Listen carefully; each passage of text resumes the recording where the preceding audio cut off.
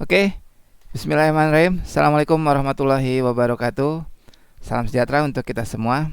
Baik, teman-teman, pada kesempatan kali ini saya akan sedikit berbagi ya tentang bagaimana caranya membuat diagram kartesius dengan menggunakan SPSS. Ya, jadi ini salah satu bagian dari video seri belajar SPSS secara gratis. Sebelum dimulai, ya bagi teman-teman yang ingin mendukung agar channel ini dapat terus tumbuh dan berkembang dalam berbagi maupun belajar dan berbagi segala sesuatu hal yang mudah-mudahan bermanfaat, kiranya dapat subscribe dulu ya channel ini ya. Bagi yang sudah subscribe, saya ucapkan terima kasih banyak atas dukungan teman-teman semua.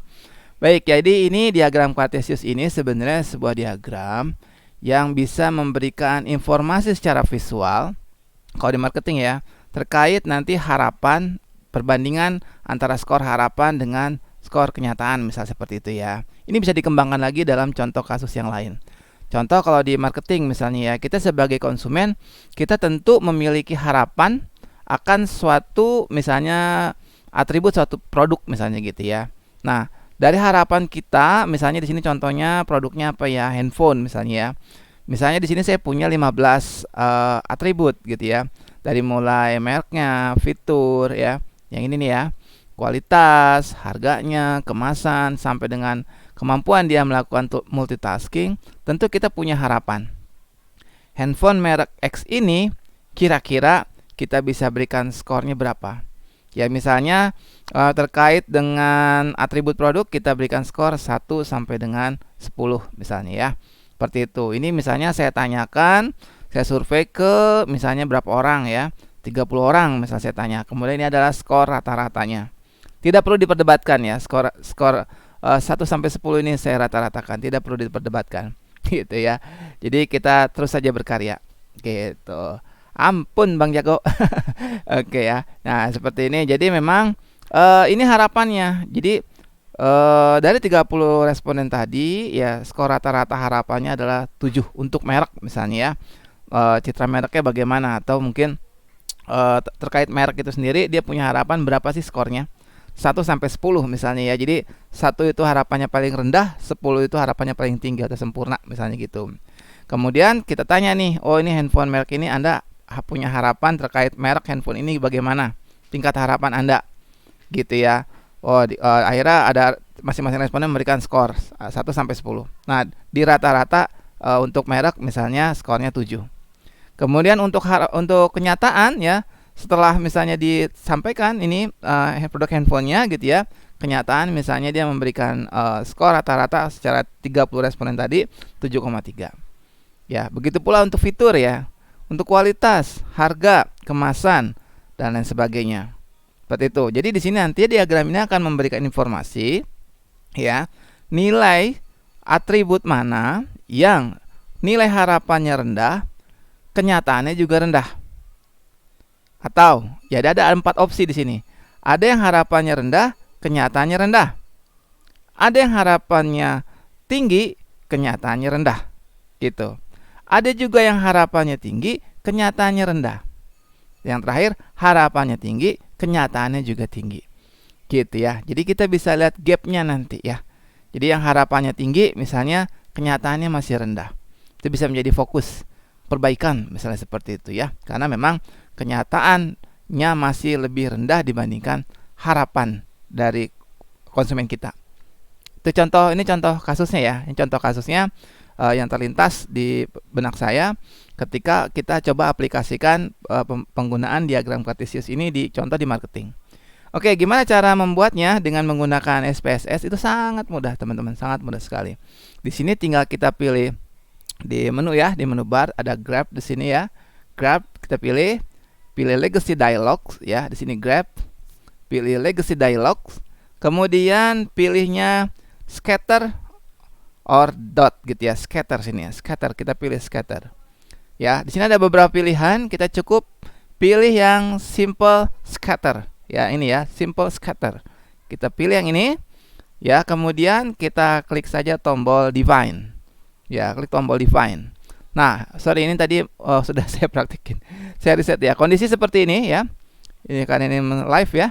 Jadi ini kondisi seperti ini akan muncul kotak dialog simple scatter plot. Oke, ini adalah nilai yang akan kita masukkan di sumbu Y. Ya, sedangkan di sini adalah sumbu X. Dalam hal ini saya belum contohkan untuk penggunaan set markers by sama label cases by. Jika nanti kita kelompokkan lagi di split gitu ya, misalnya diagram Cartesius untuk atribut, nanti diagram Cartesius lagi untuk kepuasan misalnya gitu ya. Ya, seperti itu. Jadi itu bisa di split nanti. Jadi di satu file yang sama. Dalam hal ini saya berikan contoh yang sederhana terlebih dahulu gitu ya. Nah, di sini di variabel Y-nya nanti ini sumbu yang atas yang tegak lurus ya, ini adalah skor harapannya. Ya, sedangkan untuk di sumbu X ya, sumbu horizontalnya adalah skor kenyataan. Ya, jadi nanti sumbu horizontalnya adalah kenyataan, sumbu vertikalnya adalah harapan. Jadi kita bandingkan nanti yang antara harapan sama kenyataan. Udah kayak Ultraman ya. Ultraman. Baik, bercanda ya. Oke. Nah, sini tinggal kita pilih saja ya. Ini nggak perlu ya, nanti kecuali kita butuh analisis lebih lanjut kita gunakan. Untuk sementara yang tidak gunakan, kita klik tombol OK. Nah ya, seperti ini. Yang tadi sudah saya coba. Kita lihat sini nih hasilnya nih. Nah, seperti ini ya. Nah, ini kan masih belum jelas nih pembatasnya ya. Ini bisa kita bagi ya berdasarkan nilai mediannya maupun nilai minnya. Gitu ya. Jadi kita bisa lihat untuk skor harapan itu bergerak ya, range-nya dari mulai 3 sampai dengan 9. Sedangkan untuk kenyataan itu dari 2 sampai dengan 8 ya. Itu range datanya, distribusi datanya. Gitu ya. Sekarang ini kita untuk supaya lebih jelas lagi ya, kita double klik saja untuk bisa kita edit ya, untuk mengaktifkan chart editornya gitu. Jadi kita double klik. Oke, ini mohon maaf kalau agak ini kalau agak loadingnya agak lama ya. Jadi di sini muncul chart editor ya. Chart editor ini saya bawa ke tengah, chart editor ya. Kita pilih option ya. Nanti kita aktifkan di sini ya, axis reference lines ya, axis axis reference line ya. Jadi sebagai apa namanya? Nah, ini posisi tengahnya, garis tengahnya itu ya. Apakah mau kita set berdasarkan apa? Apakah berdasarkan ini nilai tengahnya nih dari 2 sampai 8, nilai tengahnya 5 ya, atau kita mau set langsung berdasarkan nilai rata-ratanya ya, nilai rata-rata. Jadi dari data yang kita punya nih, skor untuk kenyataan rata-ratanya berapa, nah itu sebagai nilai tengah dari datanya gitu ya. Itu bisa kita set di sini, atau nilai mediannya. Jika kita set dari nilai rata-rata ya, maka nilai rata-ratanya ada 5,82. Jadi nanti ini akan berada di 5,82 seperti itu ya. Tapi kalau teman-teman mau pas di tengahnya, bisa juga misalnya menggunakan nilai mediannya ya, atau tadi ini nggak usah di set aja, ini kosongin aja seperti itu ya. Ini pas di tengah garis ini 5, karena range datanya kan dari 2 sampai 8. Faktual datanya ya tidak pas 2 sampai pas 8 gitu ya, tidak. Jadi nilai berada antara 2 sampai 8. Kalau mau seperti ini tampilannya lebih bagus gitu ya, lebih rapi juga boleh. Ya, atau kalau misalkan pas saya mau dari nilai rata-ratanya dong sebagai nilai tengahnya, ya boleh saja. Ya, seperti itu. Ya, ini tergantung bagaimana tujuan analisis kita apa gitu. Ya. Oke, sekarang saya misalnya belum saya set dulu ya, seperti ini. Ini apply saja. Oke ya. Dan rata-rata sih seharusnya memang ya, kalau untuk secara teorinya dia manualnya pakai nilai rata-rata. Oke lah, ini rata-rata aja deh. Oke ya, kita apply. Oke, nah ini close gitu ya. Nah, ini ketika nilai rata-rata dia agak geser ke sini tuh. Agak geser, tadi kan di sini ya, sekarang agak geser. Oke, sekarang kita aktifkan ya reference-nya yang sumbu Y-nya ya, sumbu Y-nya. Sumbu Y-nya, nah ini ya, ini juga tadi jika tidak diaktifkan di set berdasarkan apa, maka dia akan tepat di tengah. Ini kan range-nya dari 3 sampai 9 ya, jadi tengahnya di 6. Tapi kalau kita mau set berdasarkan rata-rata supaya sama dengan sumbu yang tadi ya, sumbu X-nya, maka ini dia berada di 6,62. Seperti itu ya, di set berdasarkan nilai rata-ratanya sebagai sumbu tengahnya gitu ya. Nah, kalau kita apply seperti ini, nah ya. Jadi di sini tinggal kita close. Di sini kita bisa lihat sekarang ada 4 kuadran ya, 4 kuadran. Oh ya, ini juga bisa kita aktifkan ya labelnya, agar kita tahu ini atribut keberapa yang ada di masing-masing kuadran gitu ya. Kita bisa aktifkan satu persatu dengan mengklik ini ya, icon ini. Contohnya seperti ini, tinggal diklik gitu ya. Nih. Oke, ini berarti atribut ke-13 ya, ini atribut ke-12 gitu ya, atau langsung ya. Langsung kita pilih taruh, saya lupa. Aduh. Ini kita matikan dulu ya. Tadi di mana ya? Lupa. Di option mana ya? Kok saya jadi lupa sih? View. Taruh deh. Kayaknya tadi ini deh ya.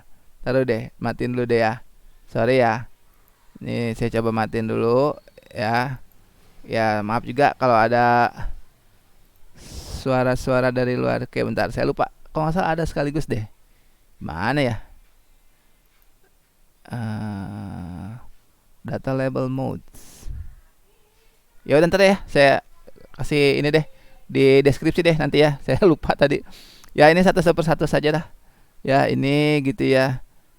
Ini juga sama gitu. Kita klik. Ini berarti ada 2 di sini. Kita select all saja. Oke ya, ini juga kita klik. Ini juga kita klik ya. Ini. Oke, ini. Ya, saya lupa ada nih sebenarnya, sekali klik dia keluar semua. Mana ya? Udah lama nggak dipakai soalnya, ini jadi lupa. Ini karena untuk teman-teman aja nih. Saya buatin konten. Ya, nanti kalau udah ingat saya kasih ininya ya, revisinya. Ya, atau bukan revisi lah ya, apa namanya? Pelengkapnya ya di situ. Ini udah semua ya.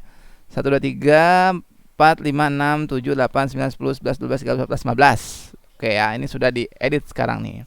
Jadi di sini sekarang data kita nih ya, diagram kita sudah lengkap. Ya, di sini ya di kolom, bolehlah disebut kolom 1. Kolom 1 itu memuat skor harapan yang rendah. Kenyataannya responden juga memberikan skor yang rendah. Gitu. Untuk ini kuadran 1 misalnya ya. Kuadran 2 misalnya di sini ya, kuadran 2 ya. Jadi skor harapannya tinggi gitu ya. Maaf, skor harapannya rendah, skor kenyataannya tinggi. Ini kan ini skor harapan nih ya. Ini kan dari mulai 3 sampai 9 kan. Berarti di sini rendah nih untuk di skor harapan kan. Ini yang bawah ini rendah, atasnya tinggi. Kalau untuk kenyataan ya, di sebelah kirinya rendah, di sebelah kanannya tinggi. Ya, jadi di kuadran kedua di sini adalah skor harapannya rendah, sedangkan skor kenyataannya tinggi. Jadi kenyataan dari atributnya justru lebih tinggi atau lebih besar dari apa yang dia harapkan. Gitu. Kalau di sini ya di kuadran 3, jadi dia karena nih skor harapannya tinggi ya, kenyataannya juga tinggi gitu. Kalau di kuadran keempat, skor harapannya tinggi tapi kenyataannya rendah gitu. Kita bisa lihat nih, misalnya apa ya?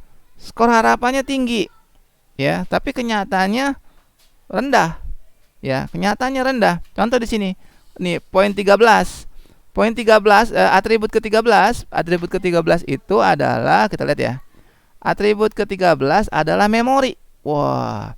Jadi konsumen berharap bahwa produk handphone ini ya, untuk memorinya harapannya tinggi gitu. Harapannya tinggi. Tapi kenyataan ketika dia coba handphonenya, kenyataannya malah skornya rendah gitu ya. Skornya harapannya rendah. Jadi apa namanya?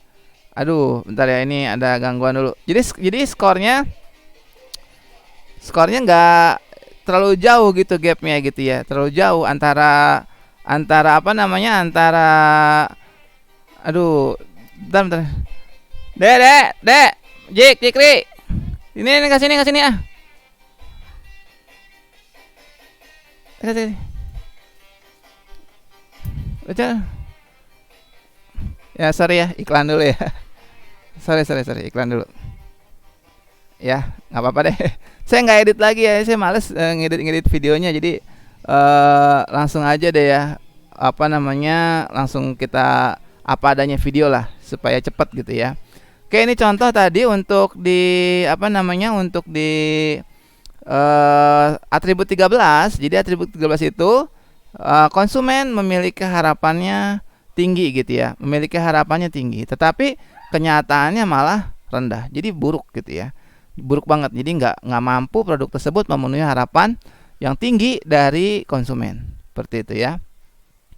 Baik, kalau yang misalnya contoh nih yang atribut mana ya? Nah ini atribut misalnya nomor 8 deh ya, atribut nomor 8 nih, atribut nomor 8.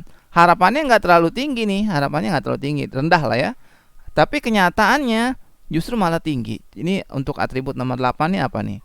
Atribut nomor 8 adalah warna. Sebenarnya apa namanya, konsumen nggak terlalu apa ya, nggak terlalu punya ekspektasi yang tinggi gitu sama warna dari produk handphone tersebut. Namun ternyata begitu dia lihat produk handphonenya, warnanya itu sangat bagus gitu ya. Jadi melebihi dari apa yang menjadi atau yang diharapkan. Seperti itu ya. Baik, saya rasa cukup ya penjelasan dari saya. Mohon maaf jika ada kesalahan karena memang video ini saya rekam secara live, teman-teman. Disclaimernya saya rekam secara live. Jadi jika ada beberapa gangguan ya kiranya mohon maklum ya. Dan mohon koreksinya jika ada kesalahan-kesalahan di dalamnya. Terima kasih, kita jumpa lagi di video pembelajaran selanjutnya. Assalamualaikum warahmatullahi wabarakatuh.